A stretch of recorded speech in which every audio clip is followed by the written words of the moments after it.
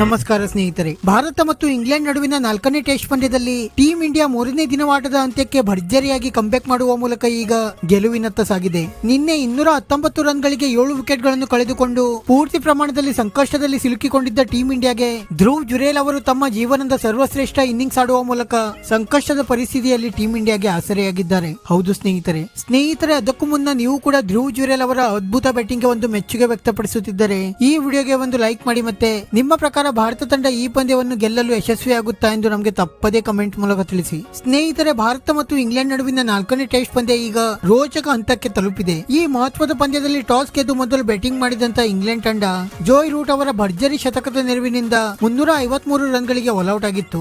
ನಂತರ 353 ರನ್ಗಳ ಬೃಹತ್ ಗುರಿ ಬೆನ್ನಟ್ಟಿ ಮೊದಲ ಇನ್ನಿಂಗ್ಸ್ ಆರಂಭಿಸಿದ ಭಾರತ ತಂಡ ಇಂಗ್ಲೆಂಡ್ ತಂಡದ ಘಾತಕ ಸ್ಪಿನ್ ದಾಳಿಗೆ ನಲುಗಿ ಕೇವಲ 310 ರನ್ಗಳಿಗೆ ಆಲ್ಔಟ್ ಆಗಿತ್ತು.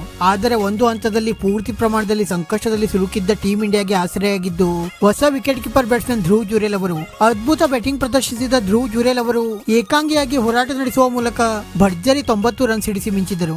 ಇಂಗ್ಲೆಂಡ್ ತಂಡದ ಬೌಲಿಂಗ್ ದಾಳಿಯನ್ನು ಸಮರ್ಥವಾಗಿ ಎದುರಿಸಿದ ಧ್ರುವ್ ಜುರೇಲ್ ಅವರು ಸೋಲುವ ಹಂತದಲ್ಲಿದ್ದ ಪಂದ್ಯಕ್ಕೆ ಭಾರತ ತಂಡಕ್ಕೆ ಮತ್ತೆ ಮರುಜೀವ ನೀಡಿದರು. ಅಂತಿಮವಾಗಿ ಭಾರತ ತಂಡ 307 ರನ್ಗಳಿಗೆ ಆಲ್ಔಟ್ ಆಗುವ ಮೂಲಕ 46 ರನ್ಗಳ ಹಿನ್ನಡೆ ಅನುಭವಿಸಿತು. ಆದರೆ 46 ರನ್ಗಳ ಮುನ್ನಡೆಯೊಂದಿಗೆ ಎರಡನೇ ಇನ್ನಿಂಗ್ಸ್ ಆರಂಭಿಸಿದ ಇಂಗ್ಲೆಂಡ್ ತಂಡಕ್ಕೆ ಭಾರತೀಯ ಸ್ಪಿನ್ನರ್ಸ್ ಗಳು ಅಕ್ಷರಶಃ ಘಾತಕ ಬೌಲಿಂಗ್ ದಾಳಿ ನಡೆಸುವ ಮೂಲಕ ಆರಂಭದಲ್ಲಿಯೇ ಸಂಕಷ್ಟಕ್ಕೆ ಸಿಲುಕಿಸಿದರು. ರವಿಚಂದ್ರನ್ ಅಶ್ವಿನ್ ಮತ್ತೆ ಕುಲ್ದೀಪ್ ಯಾದವ್ ಅವರ ಘಾತಕ ಬೌಲಿಂಗ್ ದಾಳಿಗೆ ನಲುಗಿದ ಇಂಗ್ಲೆಂಡ್ ಬ್ಯಾಟ್ಸ್ಮನ್ ಗಳು ದಿಢೀರನೆ ಪೆವಿಲಿಯನ್ ಪರೇಡ್ ನಡೆಸಲು ಆರಂಭಿಸಿದರು.